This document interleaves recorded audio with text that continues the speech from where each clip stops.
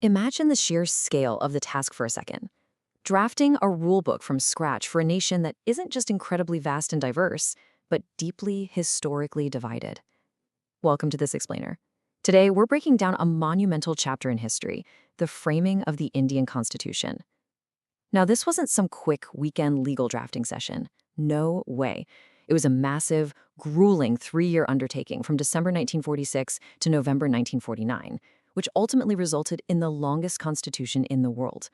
It was a painstaking effort to somehow heal the wounds of the past and piece together a shared democratic experiment.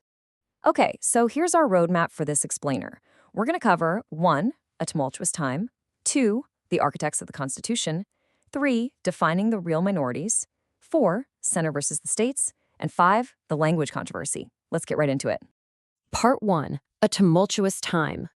To really understand this chapter, we have to grasp the grim reality the Constituent Assembly faced back in 1946. The joy of independence? Well, it was heavily shadowed by trauma. Ruins and desolation literally haunted these members.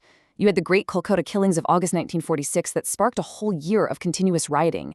And then, when the partition of India was announced, millions of refugees were forced into this cruel, impossible choice: face sudden death or be forcibly torn away from their age-old roots. This horrific violence absolutely shaped the minds of the people drafting the nation's future. And to make matters even more incredibly complicated, roughly 1/3, a whole third of the subcontinent wasn't even under direct British rule. It was controlled by Nawabs and Maharajas in princely states.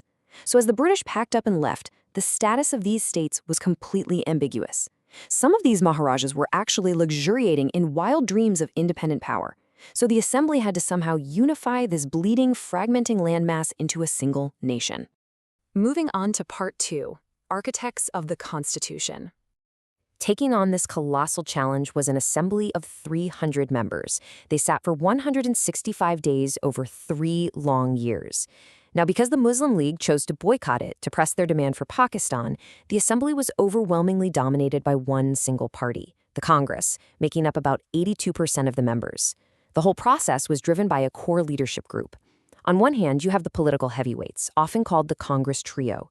That's Jawaharlal Nehru providing the broad vision, Vallabhbhai Patel working behind the scenes to reconcile opposing views, and Rajendra Prasad steering the actual debates. On the other hand, you have the brilliant legal minds, B.R. Ambedkar, who famously chaired the drafting committee, working alongside K.M. Munshi and Aladi Krishnaswamy IR. They were the ones taking all that political consensus and forging it into ironclad constitutional law. But hey, we absolutely must acknowledge the vital folks working behind the scenes too. Those 6 leaders relied heavily on top-tier civil servants. You had B.N. Rao, the constitutional advisor, preparing these massive, extensive background papers, studying other global political systems. And then you had S.N. Mukherjee, the chief draftsman. He had this unique, incredible ability to take complex, fiery political proposals and translate them into clear, precise legal language. Not an easy job for sure. Which brings us to Part 3, Defining the Real Minorities. So, the very first major battle on the assembly floor was figuring out how exactly to define and protect minorities in a highly hierarchical society. And this wasn't just about religion, right? It was about ensuring social justice for groups that had been oppressed for millennia. N.G. Renga introduced a fascinating economic perspective here. He passionately argued that the real minorities weren't just religious groups, but the exploited masses. He's talking about poor villagers, tribal people turned into hereditary bond slaves by merchants, peasants suffocated by moneylenders and landlords. He completely shifted the focus to economic and social exploitation. We also see an intensely fierce historical debate regarding the depressed castes. B.R. Ambedkar had long demanded separate electorates to guarantee political representation from marginalized groups, but Mahatma Gandhi firmly opposed this. Gandhi argued that permanently segregating them politically would actually prevent their true integration into mainstream society. This intense tension over the best way to genuinely empower the oppressed was a central, recurring theme in the assembly. And of course, this fight extended right into women's equality. Hansa Mehta made a wildly powerful demand. She completely rejected the idea of reserved seats or separate electorates for women. Instead, she demanded absolute equality, social, economic, and political justice. She argued that mutual respect between men and women could only be built on a foundation of true, uncompromising equality, not special privileges. All right, Part 4, Center versus the States. Now for a massive philosophical puzzle. Should India have a strong central government, or should the individual states hold more autonomy?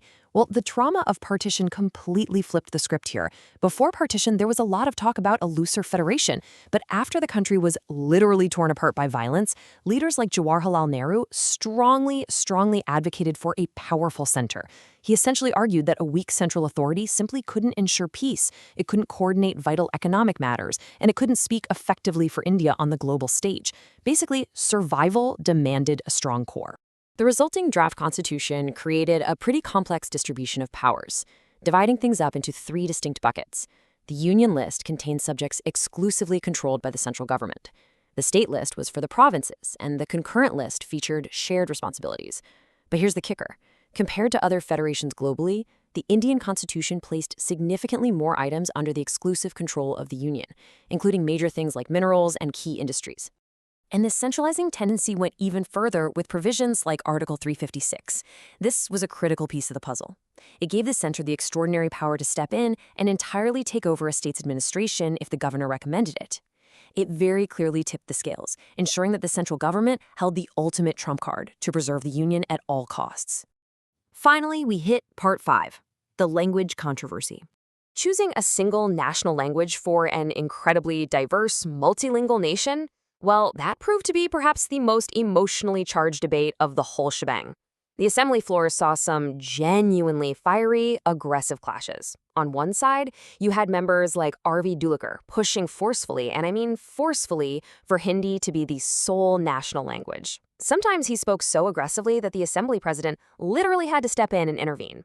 On the flip side, members from South India, like G. Durgabai, pushed back hard, expressing deep anxiety over the imposition of Hindi on non-Hindi-speaking populations. D. Durgabai brilliantly articulated the very real fear of many non-Hindi speakers.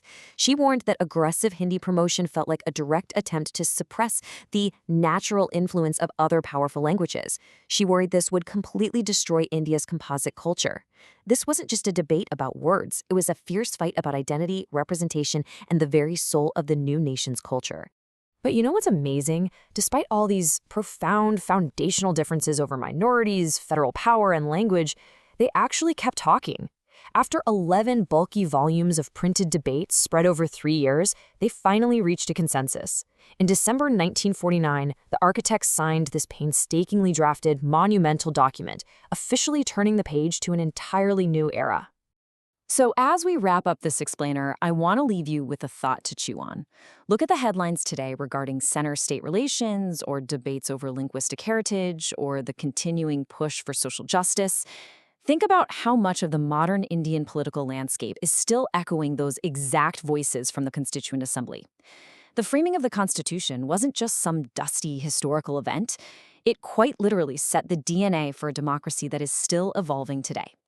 Thank you so much for joining me, and keep questioning the history behind the rules.